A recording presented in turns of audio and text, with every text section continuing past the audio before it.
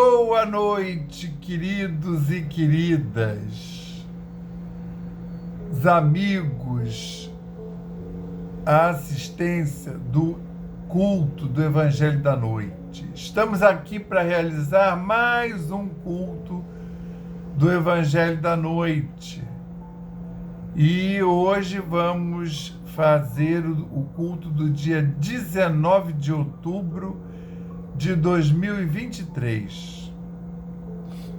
E, como fazemos habitualmente, para dar início aos nossos trabalhos de estudo, vamos então amainar as nossas mentes, as nossas consciências e procurar sintonizá-las em uníssono, harmônicas, de forma que nós tenhamos uma melhor conexão com o plano espiritual e com as faixas de vibração dos espíritos mais elevados, tá?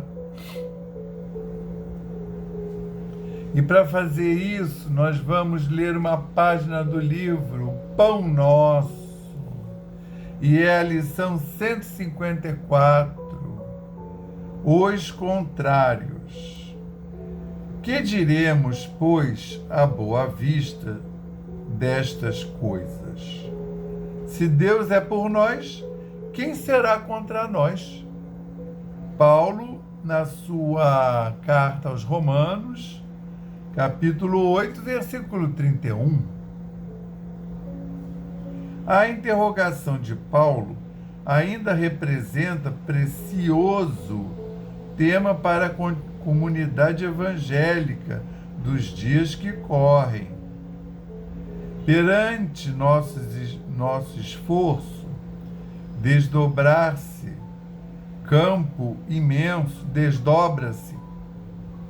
perante nossos esforços, desdobra-se campo imenso onde o Mestre nos aguarda a colaboração resoluta. Muitas vezes, contudo, grande número de companheiros prefere abandonar a construção para disputar com malfeitores do caminho. Elementos adversos nos cercam em toda parte.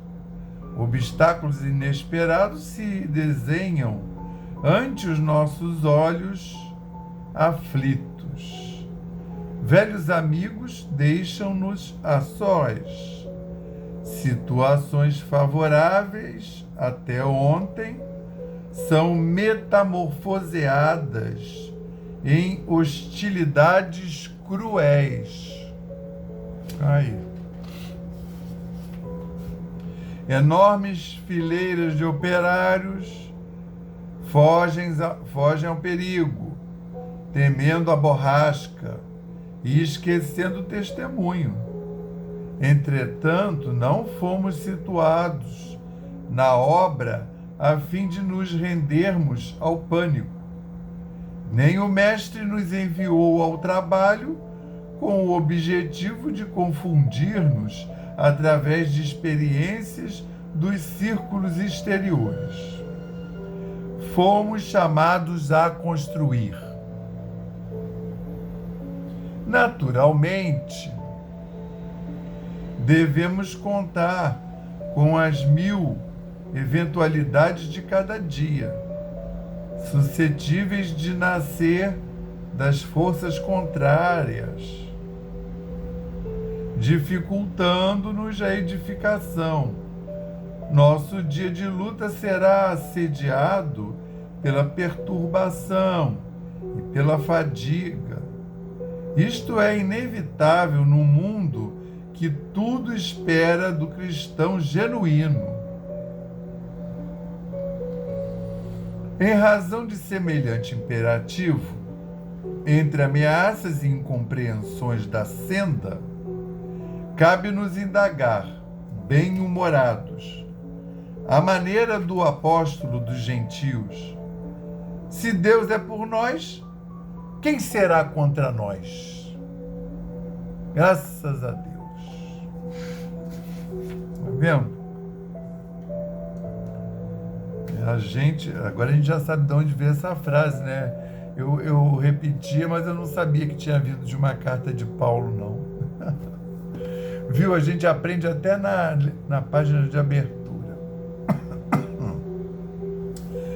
Graças a Deus e graças ao Cristo de Deus e graças ao Espírito Santo de Deus e graças ao nosso patrono São Francisco de Assis e a sua falange maravilhosa, graças à egrégora da Aliança da Fraternidade e do Evangelho da Noite, graças aos nossos guias e protetores espirituais, anjos da guarda, espíritos benfeitores que nos envolvem e nos auxiliam na caminhada, nos tocam para frente.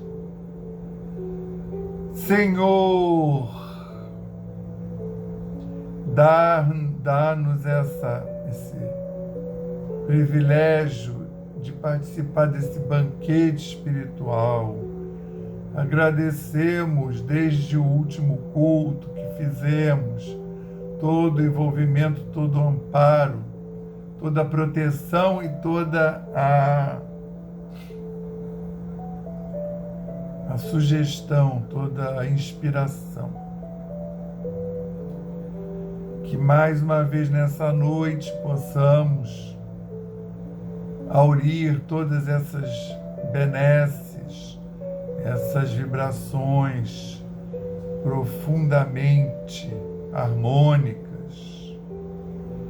que nos envolvem e possamos desfrutar desse culto do Evangelho da Noite em nossos lares, beneficiando a nossa família física e espiritual e todos aqueles que estiverem no alcance desse culto. Abençoa os nossos lares físicos e espirituais, reharmoniza, reenergiza nossos lares, os nossos corpos, os nossos templos. Dá-nos então, Senhor Jesus, a permissão para dar por iniciado o culto do Evangelho da noite de hoje, dizendo o lema da nossa casa: paz e fraternidade, e o lema de Francisco: paz e bem, graças a Deus. Então, hoje, daremos continuidade ao Evangelho de Lucas, capítulo 2. Desta feita, os versículos de 40 a 52. Tá? Nós estamos continuando da semana retrasada. Na semana passada, nós fizemos aquela mentalização, uma oração, né? E mentalização pelas diversas catástrofes e as diversas situações complicadas e eventos de sofrimento, eventos catastróficos que estão rondando o planeta e rondando-nos no nosso país também. Então, quem quiser, depois, semana passada, que foi o culto, vamos ver aqui, do dia 11, né? Não, semana passada do dia 11, que foi o culto do dia 11 de outubro, não, 12, foi quinta-feira, 12 de outubro, o dia de Nossa Senhora Aparecida. Foi essa oração pelo nosso éon, pelo nosso orbe. E a continuidade desse evangelho de hoje está há 15 dias atrás, que era então dia 4. Tá? Quer ver? Ó? 12, tira 7, 5. Foi dia 5 de outubro, que foi o Evangelho de Lucas, capítulo 2, e os versículos anteriores ao 40. Tá? Se não me engano, é de 25 a 39, uma coisa assim. É só você ir lá na lista do canal, que tem lá no título, tem dizendo qual é qual é o trecho do Evangelho que vai ser estudado. Por exemplo, hoje vai ter lá, capítulo 2 de Lucas, versículos 40 a 52, que o pastorino nomeou visita ao templo. Só que não vai ser uma visita direta, né? Vai ser uma visita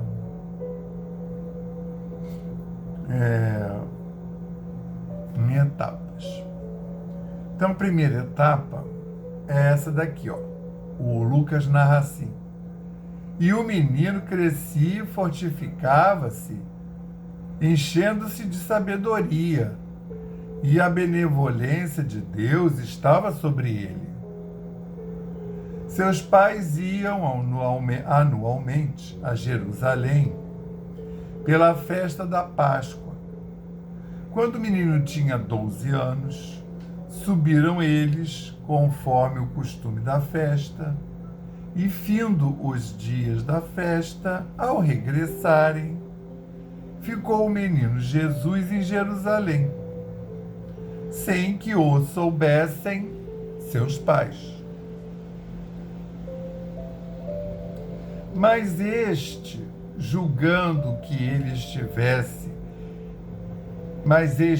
os pais, julgando que ele estivesse entre os companheiros de viagem, andaram caminho de um dia, procurando-o entre os parentes conhecidos, e não o acharam. Regressaram a Jerusalém à procura dele. 3 dias depois, o encontraram no templo, sentado no meio dos doutores, ouvindo-os e interrogando-os. E todos os que o ouviam, muitos se admiravam da inteligência e das suas respostas. Logo que seus pais o viram, ficaram surpreendidos, e sua mãe perguntou-lhe: filho, por que procedestes assim conosco? Teu pai e eu te procurávamos aflitos. Ele lhes respondeu: por que me procuráveis?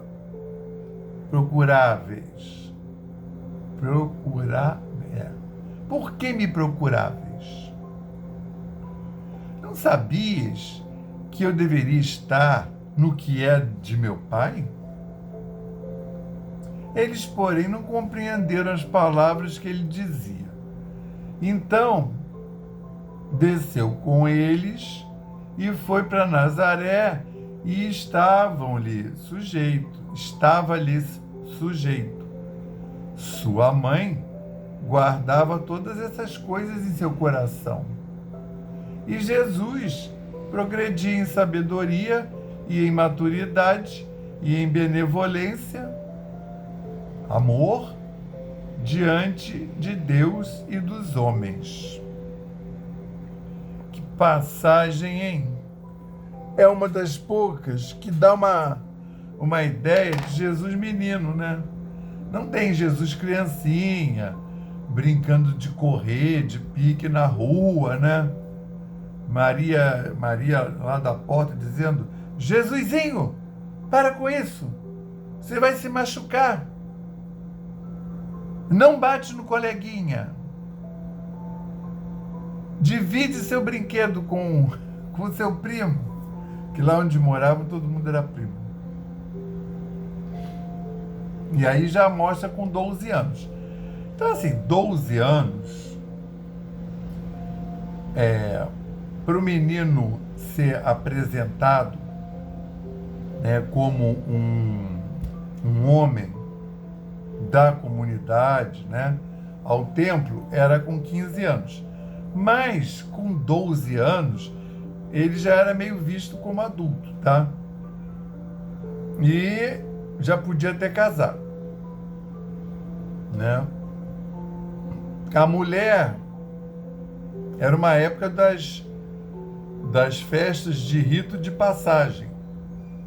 A mulher era evidente quando ela virou mulher, que era quando via a menstruação. Mas, que aí ela poderia ser mãe, sinal da natureza. O menino era aproximado, né? Mais ou menos, mas a partir de 12, 13 anos, e aí já ficava meio de olho nele.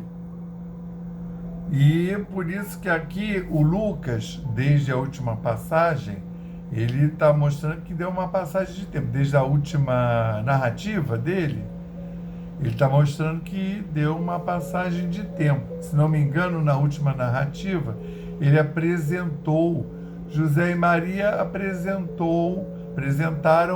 o menino, aí ele ainda era bebê, apresentaram ao templo, tá? Que foi quando apareceu aqueles dois profetas, né? E profetizaram sobre o garoto, né? E aí lá também, Maria e José, repara, ficaram ouvindo. Então, assim, José, embora tivesse recebido a visita do anjo Gabriel em sonho, lá para dizer que a Maria estava grávida do Divino Espírito Santo, que aquela criança era o Filho de Deus prometido, e Maria era mais evoluída, ela recebeu o próprio anjo, ela acordada, e ela recebeu o próprio anjo Gabriel no ambiente, né?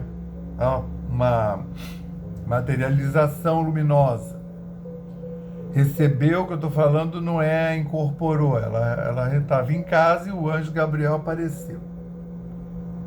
Mas o José teve que ser em sonho, ele teve que desdobrar, ir lá num lugar para poder ver esse anjo aí, que essa energia aí é altíssima, tá? Não é qualquer pessoa, não. Embora depois esse anjo trabalhador vá lá, depois que Jesus nasce, ele é que vai lá chamar os pastores, e aí tem uma materialização também, né? Luminosa para todos os pastores que estão lá naquele aprisco, naquele lugar lá com suas ovelhas para dormir. E ele avisa que o Salvador, né, o enviado de Deus, nasceu, vai lá ver. Aí é mais complicado porque o anjo tem que se fazer ver para as pessoas que não têm evidência. Então tem ali entre os pastores, devia ter um bom médio do endectoplasma para poder fazer a aparição luminosa, tá? Então, o menino, Jesus, ele crescia e fortificava-se, enchendo-se de sabedoria, e a benevolência de Deus estava sobre ele. Está falando que Jesus não foi exatamente uma criança prodígio, né? Ai, olha só, ele sabe fazer conta de matemática, ele sabe escrever. Ele foi, né, crescendo o corpo físico e os dons foram se exprimindo. Então, por exemplo, essa idade, 12, né, quando o menino tinha 12 anos, subiram eles conforme o costume da festa. Então, o que ele está falando? Começa que ele disse que todos os três subiram, né? Então, quando fala em subir, Jesus subiu o monte para orar. Ele saiu daquele nível, né? Isso que a gente fez aqui no início só que bem mais, desse culto. Aí lemos uma página, mentalizamos, e aí fomos melhorando nosso padrão vibratório. Mas os três ali, né? Os três não eram fracos, não. Maria, José e Jesus. Eles se elevaram. Tudo bem que também tem uma referência geográfica, né? Deles indo de uma região para outra. Mas, na realidade, se eles estavam em Nazaré, Nazaré num platô mais alto, né? Entende? Se deslocaram lá para Jerusalém. E então esse menino, ele vai crescendo, e Maria e José sabem que é o Filho de Deus, e eles vão observando, mas eles não sabem nada de... Não digo nada, tem um pressentimento.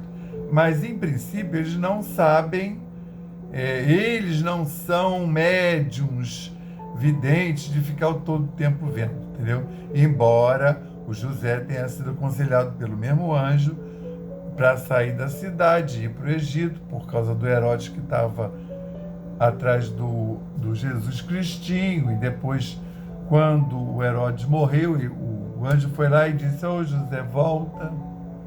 Mas parece-me que tudo em sonho, né? José, para ver esse anjo, tinha que estar em sonho. Ele tinha que estar desdobrado. E aí, seus pais iam anualmente a Jerusalém pela festa da Páscoa. Então, para os judeus, tem 3 festas bastante importantes, né? Que é a Páscoa, que você sauda a natureza, né? Que está vindo a época da fertilidade, você faz esse pedido, e depois você tem o Pentecostes, né? Que aí, como 50 dias depois, a primeira safra já está saindo, as plantinhas já estão, aquilo que você plantou, já está mostrando a sua vitalidade. Tem essa festa. E depois tem a das cabanas, né? A festa dos tabernáculos, né? Que é uma festa que eles relembram os 40 anos no deserto.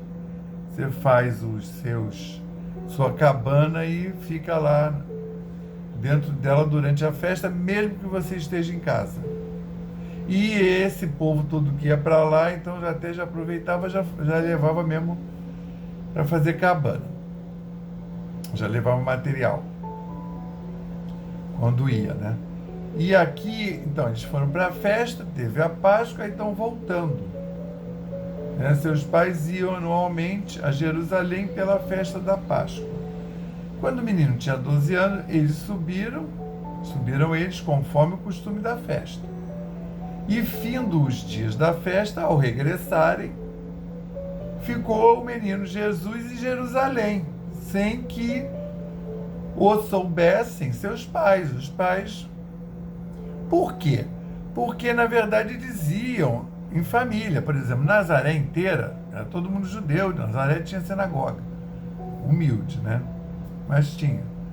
Porque Nazaré não tinha, né, muita gente. Era todo mundo, mais ou menos, era um assentamento, um povoado, né, uma aldeia. Todo mundo era mais ou menos parente.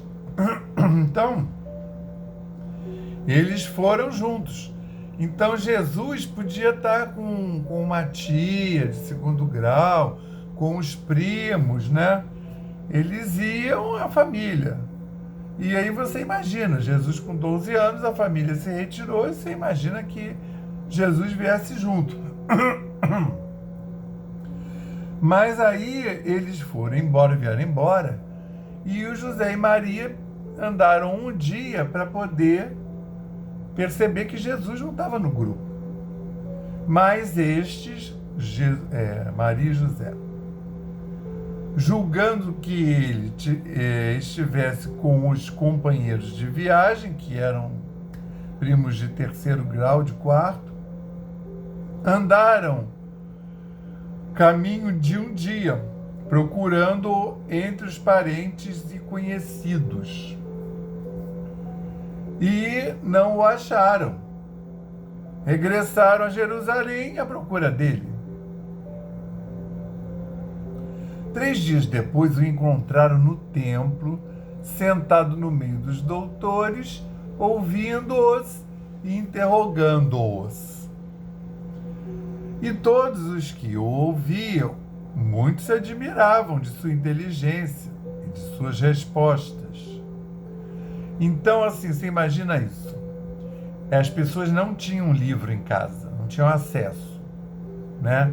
Então, para você poder discutir com os escribas, né, fariseus, os sacerdotes, sumos sacerdotes do templo, você teria que ter acesso à Torá, né, ao Pentateuco, e que não era uma coisa pouca, são os livros que você conhece até hoje, e ele teria que ler. Então já era uma coisa rara, o garoto, filho de marceneiro, vindo de Nazaré, um lugar que só morava gente humilde, que soubesse ler. E aí, ele ainda por cima, estava entravando uma conversa, né, sentado no meio dos doutores, ouvindo-os e interrogando-os, ouvindo, entendendo o que os doutores estavam falando e respondendo. Então, isso era uma coisa completamente inusitada, porque ele não era da classe sacerdotal, ele podia ser um saduceu, né?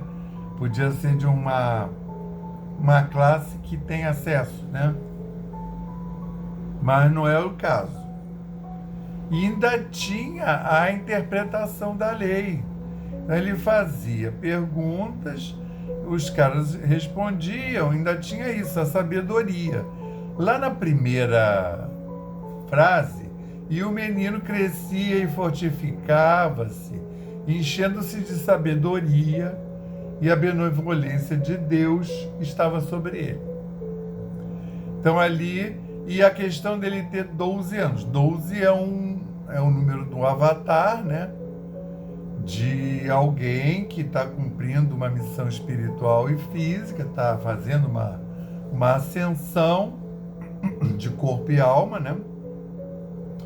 Material e espiritualmente, e ele se apresentou, ele meio que se apresentou, né? Ele foi lá, entrou na sinagoga e se apresentou. Agora você vê como é que são as coisas. Esse povo lá, os doutores, os sacerdotes, ficaram maravilhados, mas assim, procurar saber, não, mas quem é esse, né? Como é que ele tem essa sabedoria? Mas não, Maria e José vão lá buscar o garoto, né?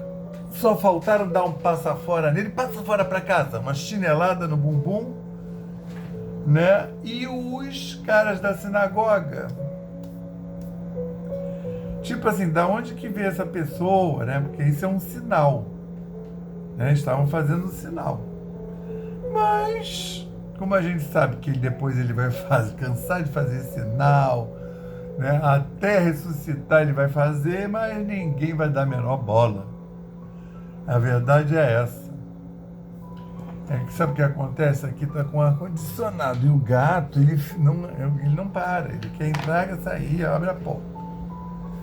E aí, Jesus se desgarrou do grupo familiar e foi lá na sinagoga. E aí, eu estava falando que Maria e José, eles não eram iniciantes, né? Eles eram evoluídos, mas eles estavam também aprendendo. Quando os pastores foram lá visitar, vai lá 3 cultos atrás, aí lá diz que os pastores disseram, ia aparecer um anjo, o anjo disse que esse menino é o Salvador, disse pra gente vir aqui visitar. Aí falam, Maria e José ficaram ouvindo, aprendendo. E aqui da mesma forma, porque o que aconteceu? Logo que seus pais o viram, ficaram surpreendidos. E sua mãe perguntou-lhe: Filho, por que procedestes assim conosco? Teu pai e eu te procuramos aflitos. Faça ideia, né? O garoto sumiu. E aí ele responde: Por que me procuráveis?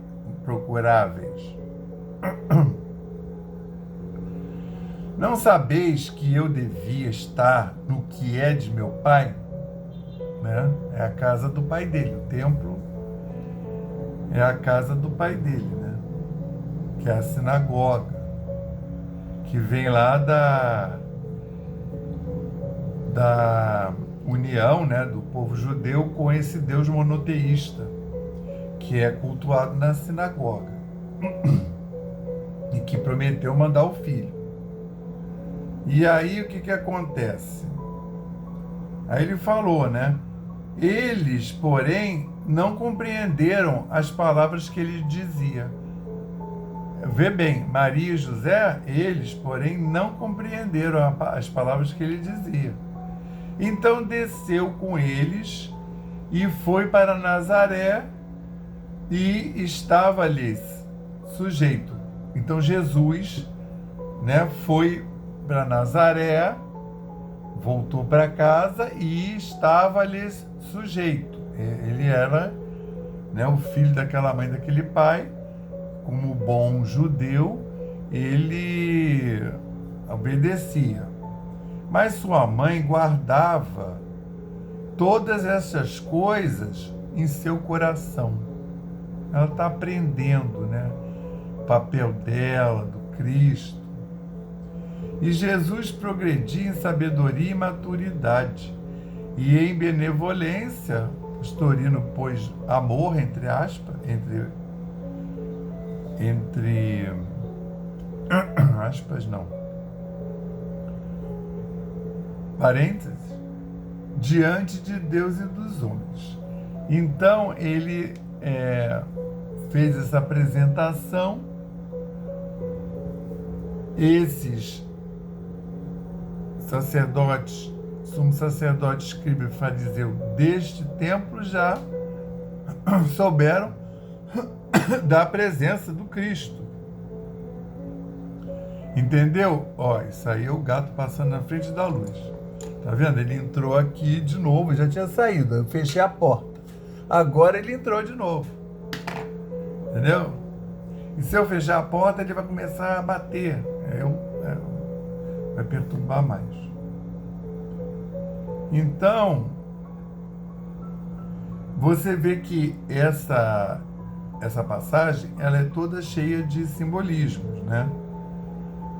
Que algumas coisas são dadas a nós, ao nosso conhecimento, né? Que é essa questão da família, da Maria e do José aprendendo com os acontecimentos. Então ela não tinha ideia, nem José, que Jesus podia sentar lá na sinagoga e conversar de igual para igual. Cá entre nós, Jesus muito mais, né?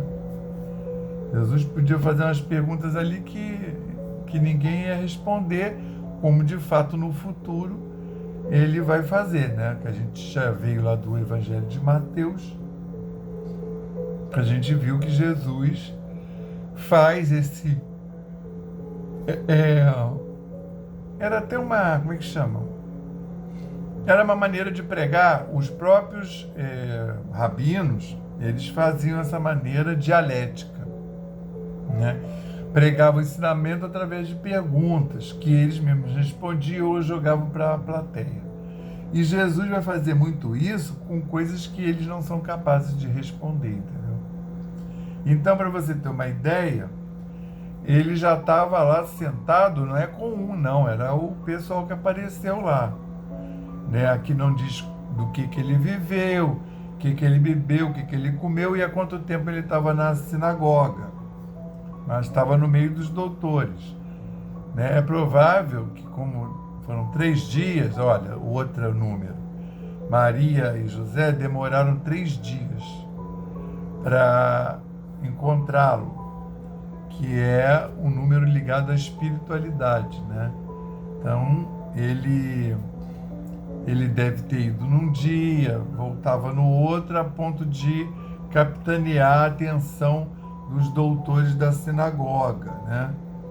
E é importante ver que ele vai voltar com o grupo para Nazaré, que são os parentes dele, e estava-lhes sujeito a Maria e José, e obviamente aos parentes, nessa época, que ele tem 12 anos.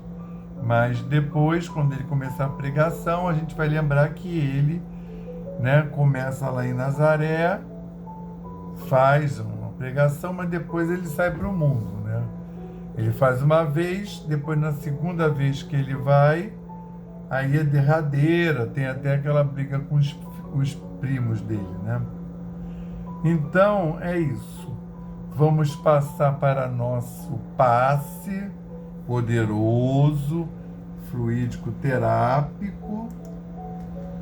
Então, vocês vão se colocar relaxadamente e vão seguir, né? Pensar que seus guias e protetores estão lhe atendendo, dando o passe, e os queridos amigos da Falange de Francisco de Assis, e aí vocês vão seguir essas palavras. Elevemos mais uma vez os nossos pensamentos ao Pai e confiemos. Nós pedimos ao Cristo para que possam os nossos amigos espirituais, juntamente com os protetores de cada um aqui presente, realizar através deste passe fluídico terápico o tratamento particularizado de acordo com as necessidades que cada um apresenta. Que seja suavemente depositado em nosso corpo fluídico, mental e físico o remédio advindo das camadas superiores da vida, tão bem preparados por corações amorosos para nos atender.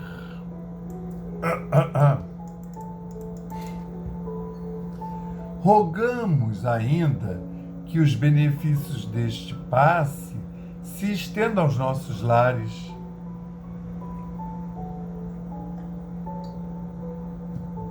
envolvendo de forma carinhosa nossos familiares, parentes e amigos, proporcionando-lhes igualmente tratamento eficaz. Intimamente pedimos forças para desenvolver em nós coragem, discernimento, paciência e bom ânimo em nossa lida diária, nos colocando agora na posição de receptores abertos à boa influência do alto, alentando a nossa consciência de que somos seres oriundos e viventes no universo de Deus. Agradecemos a nossa coexistência com o nosso próximo e a atual reencarnação que nos colocou em contato com os elementos indispensáveis às nossas necessidades de evolução, rogando inspiração para que possamos aproveitar a oportunidade da mesma, para exercitar o perdão e a busca sincera pela harmonização íntima, sem deixar de atender aos reclames da lei de progresso e evolução. Finalmente pedimos equilíbrio moral e emocional, inspiração nos padrões do Evangelho para que possamos solucionar com os nossos esforços os problemas que nos envolvem, resignação positiva sem estagnação, compreensão para agir com amor, ação sem ser subserviente, proteção, forças para manter a vigilância e disposição para realizar a nossa reforma maior. Graças a Deus, graças ao Cristo de Deus e graças ao Espírito Santo de Deus. Graças ao nosso patrono São Francisco de Assis e a sua falange maravilhosa. A egrégora da Aliança da Fraternidade do Evangelho da Noite, os nossos guias, protetores espirituais e anjos guardiões, que estão aqui a nos rodear e a realizar efetivamente esse culto do Evangelho da Noite. Que nós possamos, Senhor, ter os nossos lares completamente sanitizados e higienizados, esterilizados, e ter as nossas forças harmônicas supridas, reharmonizadas e reenergizadas. Que dessa forma também possamos envolver a todos os nossos queridos amigos e pessoas que caminham conosco na senda, nossos vizinhos, nossos familiares da família física e espiritual. Beneficia todos esses espíritos que tanto nos auxiliam no nosso dia a dia, que são os nossos anjos da guarda. Beneficia todos nós. Queremos mandar um quanto de energia para o planeta Terra, para que essa Gaia seja bem energizada e protegida. Queremos mandar um quanto de energia para essa humanidade encarnada e desencarnada, que tem que ser envolvida para que possamos fazer da melhor maneira a transição planetária. Queremos mandar um quanto de energia para todos esses líderes espirituais do mundo, os que estão no plano físico, os que estão no plano espiritual. Que todos possam ser envolvidos da melhor maneira possível para realizar um grande trabalho. Queremos envolver todos os líderes físicos para que possam tomar boas decisões, para que possam conduzir esse planeta para a real transição planetária. Vamos agora colocar as nossas intenções, as nossas demandas e pedir pelas pessoas que nós conhecemos. 30 segundos.